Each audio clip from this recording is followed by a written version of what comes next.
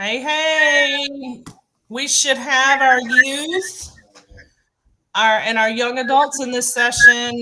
I'm gonna let you help me out with this. They're going ham there. I see y'all. I see y'all Yeah, coming out in the chat. we want to make sure that I'm not asking you to like kick them out, but I need you to help me a little bit here. Here we go. There they are. Look at it. Sending out all their stuff. Yes. All right. Let's do this, Marcella. Let's do it. Let's do it. All right. So, for those of you that don't know, I think you heard my mouth last session, but Gail Osborne, Executive Director of Foster Family Alliance, we are helping the adults through this foster care, guardianship, kinship, adoption route. And this is Marcella Middleton. Marcella works with Say So as an independent contractor. I think a few of you might know something about Say So. Marcella is a former foster care alumni. Well, she is a foster care alumni. I shouldn't say whatever. She went to UNC Pembroke. That's another former foster care alumni who graduated from college, and that was what we wanted to really promote today: is that you guys can do it. Yeah. She graduated in 2014 with a degree in social work. And when she got in there, she decided maybe not for me. And so she started coaching them, she started training them. And so today we want her story to be told to you guys and let you hear it and see what you think, and ask her questions and see, just hear her story. So if you are ready, I'm going to turn it over to Marcella. Yeah. Thank you so much, Gail. And hey, y'all. Thank you so much for all the folks that are in the chat that are like, I like your hair. Thank you. This is my birthday hair. Um, so yeah, I wanted to come and just talk to y'all. I think one of the biggest things that I appreciate about being in these spaces and talking with you all is like just the support and like authenticity that I get from engaging with y'all. And so like be in the chat, like share how you feel, all of that. Um, but I want to connect with you on the in the first space that I was in foster care, just like y'all, just like Gail mentioned. So I was in foster care from the age 2 on up to 21, where I aged out. And y'all have the foster care 18 to 21 now, but at the time it was the CARS agreement, which that's like, back then CARS agreement. I don't even think it stood for anything, but it was basically the foster care 18 to 21 situation. So being in foster care, like it really, when I was a teenager, it sucked. Like, so when I was younger and I was a kid, a little cute kid, everybody's like, oh my God, I didn't have to move as much. People were more likely to like try to immerse me into their families. But it was when I was a teen, there was just so much judgment about like who I was and what I was doing, what I was into. And it was just really hard to navigate then. And when we're at home with our families and people that we know and love, like they understand us to a degree that like people that only know us for a short period of time don't understand. So like the way I would joke at home with my family, I don't feel comfortable doing that in a foster home, because I'm only here for what, a week or a couple of months or even a year, and that's the short period of time for people to get to know me and really like love me and understand me too. Because I remember being in this home where a lot of homes really, where the social workers that I had at the time, they were like, I would tell them stuff. Like I remember this foster lady made dinner for me and my sister, was ribs, but it had like a little baby roach in it, y'all. And I told my sister, I called her up, because they always say, call me if something's going on. And honey, I called her, and it was like she was just like, well, I don't think that she would really do something like that. And maybe you miss. And I'm like, ma'am, like, all right, I'm already vulnerable, because I'm in a system and I'm living with strangers.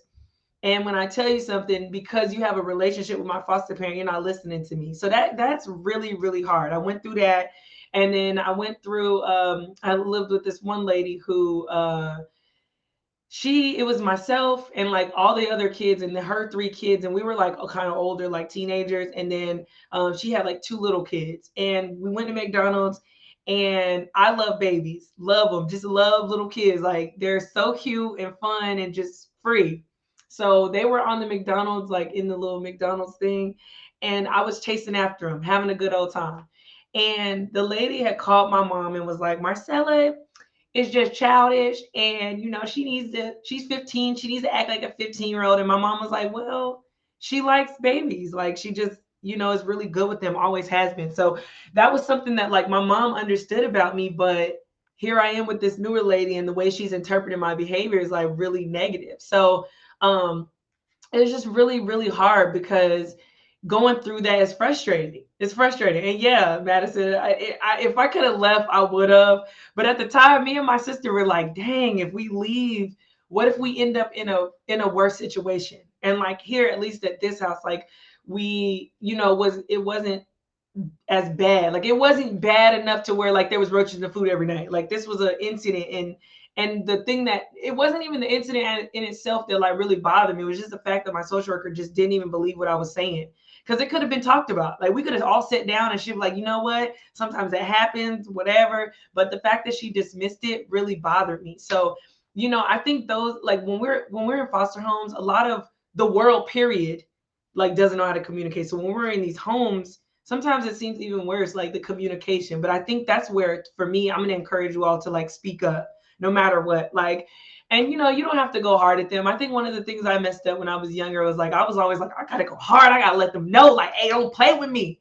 And I did not have to go that hard. As I've gotten older and I've figured out like how to communicate better, I'm thinking back like, dang, I wish I would have handled it this way. But we're all in a learning phase. So give yourself grace for that. But when you do tell them stuff like, stand your ground, let them know how you feel, kick it to them real, respectfully, and advocate for yourself. Like advocate. Like one thing that I've been hearing a lot, like just period, even when I was in the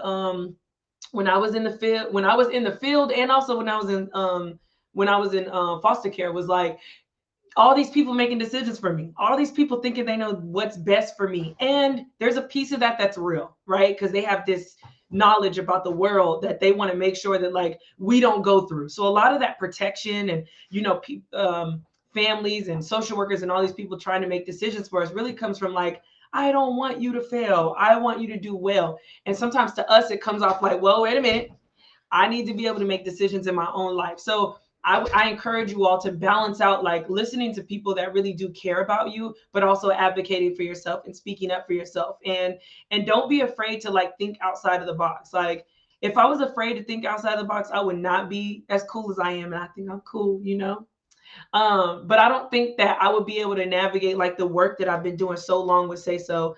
If I wasn't like just true to myself and authentic with who I am, and like understanding that like the situation that I was currently in, like being in a foster home, is not going to last forever. Because now I like, well, really when I got into college was when I was able to be like, oh shoot, okay, I don't have to worry about like, being in these modes of like trying to protect my sister or trying to like, think that I was in a space in college where I was able to think about me and just me. Like I was literally able to just be like, what does Marcella love? What does Marcella not love? What does Marcella like? And like really leaning into that and doing that and learning that about myself.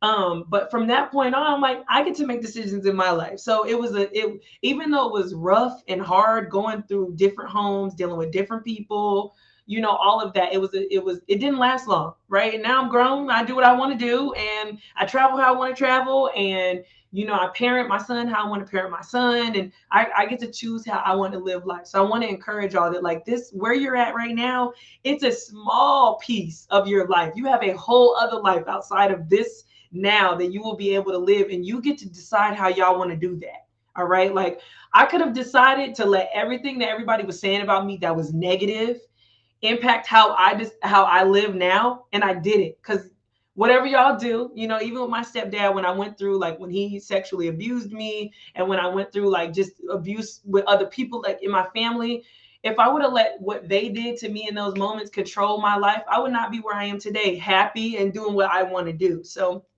I'm encouraging y'all to take your pain and make it work for you. Like, make it work for you. And that the way I have is like, I'm here to say so. I'm going to talk to young people about like what I went through and how I can get through it. And not only young people, y'all are the top and the most amazing and the my favorite to actually talk to, but also talking to people that work with you, like social workers, judges, lawyers, GALs, all these people's teachers, all these people that are in your life, talking to them about being mindful about not trying to be over you and try to control your life, but to work with you, to partner with you, to listen to you, to understand you, to hear you. One of the things that I appreciated so much, y'all, about my social worker after a while was that, like, the second one that I got when I was in the links program, she rode for me even when I made mistakes. So you find your people that are down for you. And my mom, she was also down for me. I just had to figure out how I wanted to navigate that relationship because it was hard. Because mama called me asking me for money at some point in my life. I was like, oh, I feel so bad. I want a relationship. Here you go. And that would put me in a bind. So I had to set boundaries like, I love you, mom, but I can't afford to give you money right now. And then she does what she does. We might not talk for a couple of weeks. And as time has progressed, she has learned because I got up the courage, y'all. I'm so proud of myself, but I got up the courage to be like, mom, it really hurts my feelings when you don't talk to me when I can't give you money. Like, it's not my fault I can't give you money. I'm trying to take care of things, but it hurts my feelings because I feel like our relationship should be built around more than what I can give you. So like, I encourage y'all to like step up and like speak out on things like that. Like, the people you love, you don't have to cut them off just because. You can cut them off if you want to. I'm gonna say that first. If you need to cut people off for your own mind frame and your own comfort and peace, do it, baby. Do it. But if these are relationships that you know you want to keep, it's okay sometimes to take a break from those people. Sometimes it's okay to be like, I gotta set a boundary here because I can't let you just do whatever to me. Like, I gotta protect me. But make sure that you have people around you that are really rooting for you and in your corner. And more than anything, believe that you can do it because you can. Like, literally, you can. Y'all, if you would talk to people that like were my social workers and like everybody that was there before I got to the point I'm at, they would be like, oh yeah, Marcella used to cuss me out. I did all that fighting, going to jail, all that. Like, I went through all that. Okay. Like, I went through all the things you could think of. I went to 16 plus different foster homes. I went to 10 different high schools. I was always the new girl. So I was always having to prove myself when I went to school. Like, I I had all of those things. I have all of the things that y'all are probably dealing with. You go to school and you're like, dang, where is the space for me? Like, where is the space for me? I have people at school being like, your mama, that's why your mama don't want you and you're in foster care.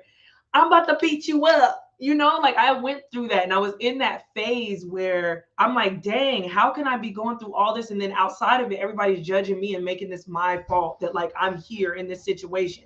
And that was hard. But like I said, that lasts for a small bit of time. And I know that sounds like, well, dang, I'm in it now. And yeah, you are. But guess what? When you get out of it, you're going to be much stronger and you can absolutely use all of that to be the greatest you can possibly be. Like, you get to make the decision about who you want to be and who you deserve to be in this world and what you deserve to have. Like, honey, now, like I said, if I would have let any of those things that people said about me stop me, I would not be where I am now. Now I'm running an organization and I'm the head of it. I've got power in it and I make decisions and everybody's looking to me in this movement to end youth homelessness on what we should be doing. And like, that's huge to me because for so long I was disenfranchised in a system where people were like, well, come advise this and come do this. And it's not like, it wasn't like, actually, no, get in this position and do the thing. Like, and we're here to support you doing that. Like, I'm here now doing that. And I really, really appreciate that. And yes, Zayante, you are better than your past. Yes, I am on that. What Zayante said is like, y'all are better than your past. And it's up to you to be that. It literally is up to you to be that. I look at my siblings, I love them, but they have let literally what my mom and our stepdad and our dads have done, like, defeat them in life to where they're making decisions that don't reflect who they want to be in life. Like, they're really struggling. And like, I know they're embarrassed because I can hear it when we talk. They're just like, oh, I just wish I would have. You don't have to be that. You don't have to regret it. You don't have to regret your life. Like, literally, like, And I'm not getting up here being like, I'm bragging or anything, but I'm just telling you, like, I'm doing what I want to do because I've chosen to live my life the way that I want to, minus what people have put me through. Like, I've chosen to step different in my own life and for me, so that I can have what I want to have, and y'all can. You know what I'm saying? Like, all of you, no matter if you're in foster care, you know what I'm saying? You're not any of that, mental health, juvenile justice, baby. They labeled me opposition defiant. Like, that's an actual term for people, which is funny to me, but that's the term. And like, they wanted to put me on psychotropic medication, and they want me to, like, you do all these things, right? Like, you're in these programs and you got to all of that, and I'm still here rocking it out. And I am the best version of myself. I'm very proud of who I am. And I want you all to, like, be proud of you, even when you make mistakes. And that's why I say it's important to make sure that you got people that you deserve in your corner, and don't let the system and these people tear you down and make you feel like, you're not who you deserve to be. Like, you got to put that confidence in yourself. Because a lot of times when I think about being in foster care, like, there was a lot of moments where it was just me. It was just me by myself. Like, yes, I was in a foster home, but I literally was in my own brain emotionally, where I felt safe. And I had to tell myself, Marcella, you got this. You're amazing. You can do this. Like, this is not going to last forever. Like, I had to keep telling myself that. Like, there were moments where I wanted to, not be here in the earth anymore.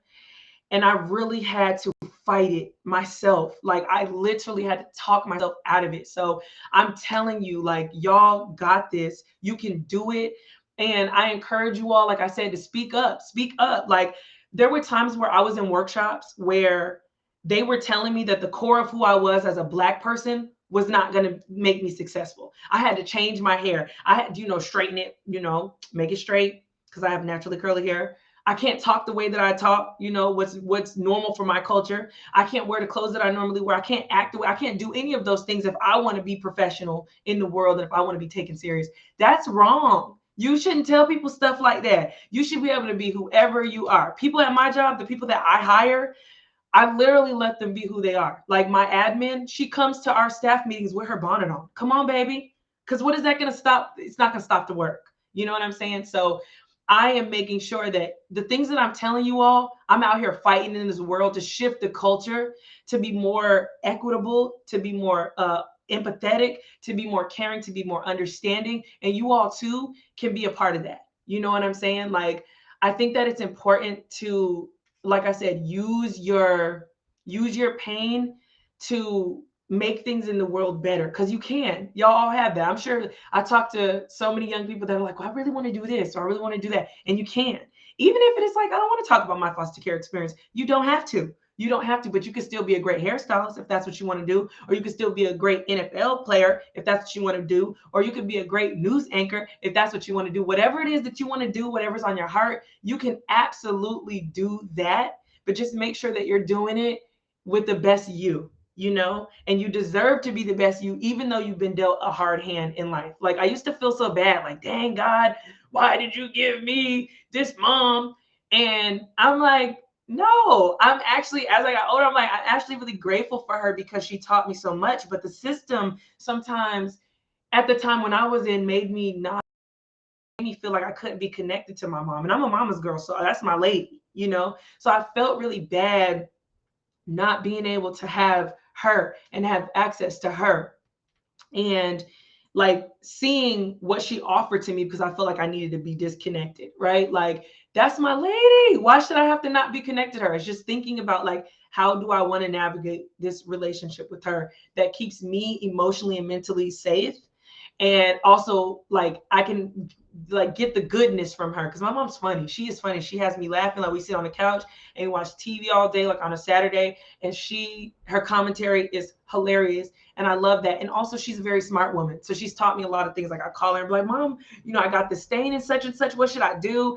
And baby girl be giving me the answers, and so I appreciate that. And also, when I decided, and I encourage you all, before you become parents, let that be a decision that you make, and don't let it pop up and become a surprise, because baby surprises are hard.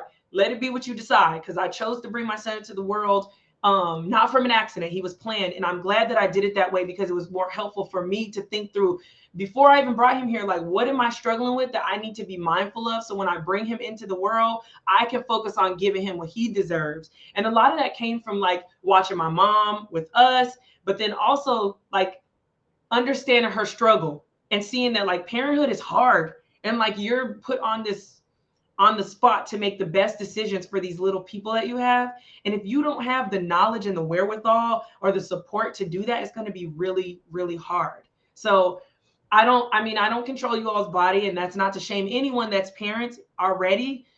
It's just to say, like, when you get to that point of like deciding when you want to bring kids into the world, don't be afraid to put yourself first. Honey, I went to college, I was traveling, I've been to Italy, London, Spain, I've been to the Bahamas, I've been all over the States, I've been everywhere, and I was able to do that without like feeling bad. Cause like even now, I mean, I feel like I'm a good mom, but I'm like, dang, did I bring my son into a bad world? I be feeling that sometimes, but I say all that to say, like, you get to make the decisions in your life. And if you have kids, you get to make the decisions in their life based on what you went through. If you know that the system and adults have made you feel disenfranchised and voiceless, make sure your children don't feel that way. I try to do that with my son as we're shifting from you get a whooping if you say anything, which that's not how I wanted to raise my son, but that's how I was raised.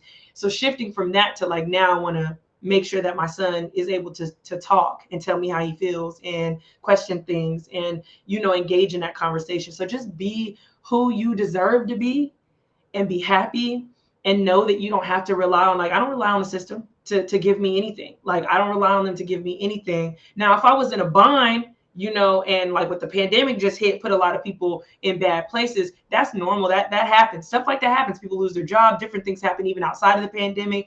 And those things happen, but you're not judged by those things. But I'm just saying you don't have to rely on the system. You can rely on you. You are your greatest resource. You are the best resource that you can ever have because you are going to know what you need better than anybody else, even than a significant other, even your parents, even your foster parents, social workers. You are your best resource. You know what you need better than anybody. So I just want to encourage y'all to keep it up. Keep believing in who you are. Like, keep loving you. Even when you make mistakes, keep loving you. Keep like pushing yourself to be the best person. Like, and like Torrance, I love that how you said facts, because if you have an unplanned birth, you have three people forever connected. Yes, you're connected to a whole group of folks. You may not even like them people, so be careful about that. But I want you all to just keep on, because I know y'all have it. Like, I feel like I'm preaching to the choir. I'm not telling you anything you don't know, right? Like, it's just sometimes you need people to ignite the fire you already have in you, because sometimes the world dims it. You know what I'm saying? You have a fire lit inside of you, right? And then like here comes some like moving to a different foster home or something bad happening. It douses water near your fire and kind of lowers it a little bit, right? But like, you are your greatest resource to be able to ignite that at any time the world tries to douse your fire out or make you feel like you're less than or you're not worthy. You are, and you have to know that among anything else. That is what got me where I needed to be. Like, on top of people being there to support me and to reignite that when I couldn't reignite it for myself. Because there's going to be times where you're like, dang, I don't know if I can get myself out of this. That's why your team of people, they're going to be there to do that for you all. They are going to be there to light you up and be like, you are it right now, And I think that's so important. I love, Valerie, that you said when life gives you lemons, you tell life to get a life, because lemons are a terrible gift. Yes, I love that. I love that so much. Absolutely. Absolutely. Like, you all need to know that no matter what you go through, you got this. Because there was times where I felt like I was like, I don't got this. I don't got this. I don't got this. And then there's times where I'm like, I do got this. I do got this. I'm keep on chugging along. And you do. Like, and don't let the decisions that you make now, like, be very careful about decisions that you make now and how they might impact your future. I want you to be very, very careful about that. And here's why. A lot of times when we're young teenagers, we make certain decisions that impact us in our adulthood when we have more understanding of why we should not have done that thing. So this is why you're your best resource, because a lot of times people don't want to hear people say, well, don't do that. Tell yourself not to do it. Be like, you know what? Let me recalibrate. let me get myself together and think about long term what I want to do.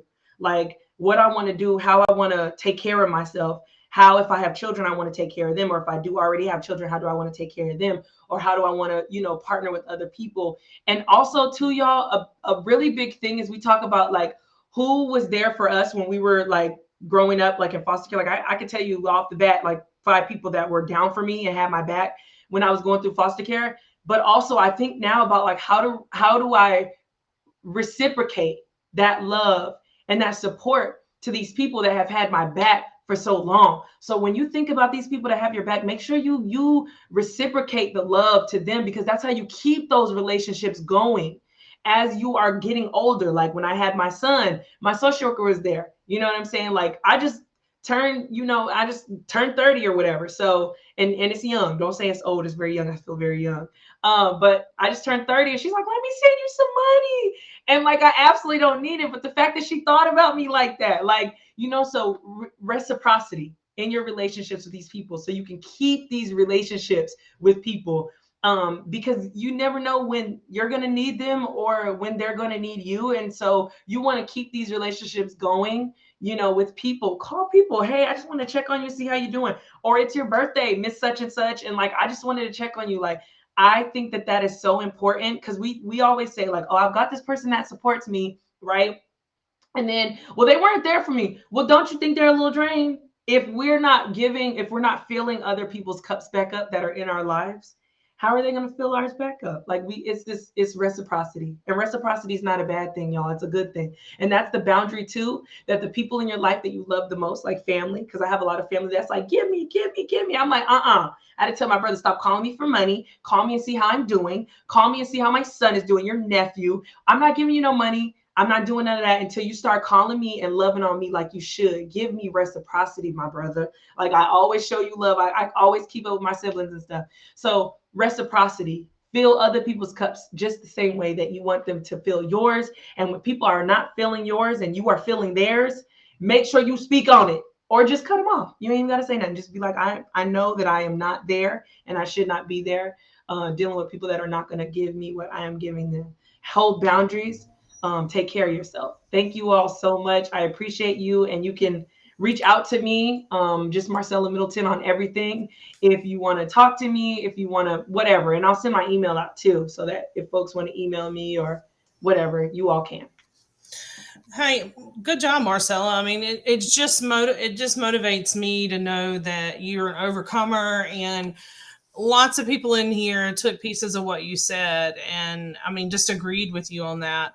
So, just so you guys know, I'm gonna put it in the chat. The next session is a Zoom link, and right as I went to put it in there, hang on one sec. Let me drop it in here. It's a Zoom link. You're gonna like this session. These guys are amazing. They're brothers. They have their doctorate. They are therapists, and they own therapy places all over North Carolina. So I promise you, this will be worth it. So I am dropping it again in here. The Andrews, yes. Alexis, do you know them? Uh-oh. So we will see you over there to make sure it's set up, and then we're going to jump out. So have a good afternoon, and we'll see you in the next session. Bye. Thank you all.